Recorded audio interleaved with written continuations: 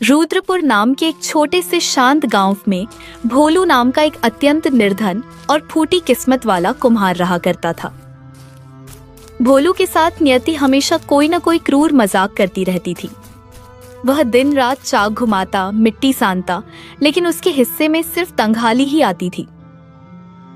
उसके घर की दीवारें जगह जगह से दरक चुकी थीं और छत से घास फूस झांकती थी।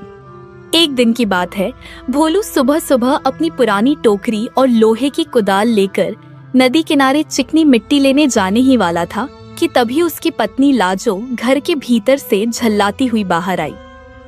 उसने फटे हुए आंचल को संभाला और भोलू के सामने आकर खड़े होते हुए बड़े कड़े स्वर में बोली, मेरी बात जरा कान खोलकर सुन लो जी। आज तुम खाली हाथ लौटकर मत आना।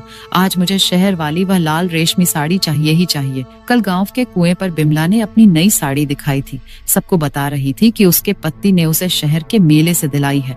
क्या मैं हमेशा इन फटे पुराने और पैबंद लगे कपड़ों में ही रहूंगी?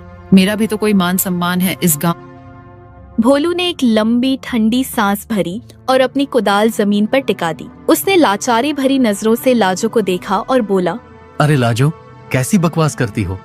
तुझे अच्छी तरह से पता है कि मैं कितनी मुश्किल से दिन भर में 2 वक्त की सूखी रोटी का जुगाड़ कर पाता हूँ। मिट्टी के दाम गिर गए हैं। लोग अब मिट्टी के बर्तनों की जगह पीतल और प्लास्टिक ढूंढते हैं।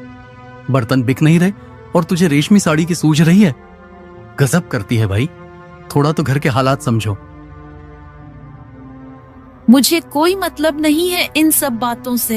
तुम्हारी ये गरीबी की बातें सुनते सुनते मेरे कान पक गए हैं। दूसरी औरतों के पति रोज शहर से उनके लिए कुछ न कुछ लाते हैं। कोई सोने की बाली लाता है, कोई पकवान लाता है।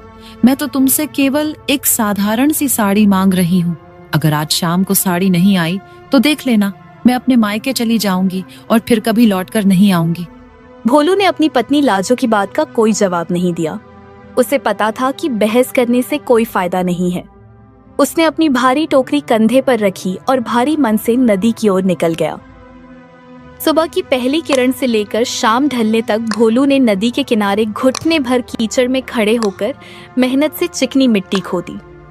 सूरज उसके सिर पर आग उगल रहा था, लेकिन वह पसीने से तरबतर होकर भी काम करता रहा।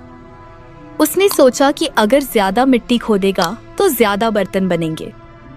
मिट्टी की भारी टोकरी अपने सिर पर रखते हुए वह खुद से बड़बड़ाया, अरे भाई, आज किसी भी कीमत पर मुझे इन मिट्टी के बर्तनों को बाजार में ले जाकर अच्छे दामों में बेचना ही होगा। कैसे भी करके अपनी पत्नी लाजो के लिए वह साड़ी खरीदनी ही होगी, नहीं तो आज वह मेरा जीना मुश्किल कर देगी। गजब ताने मारती है, भगवान बचाए ऐसी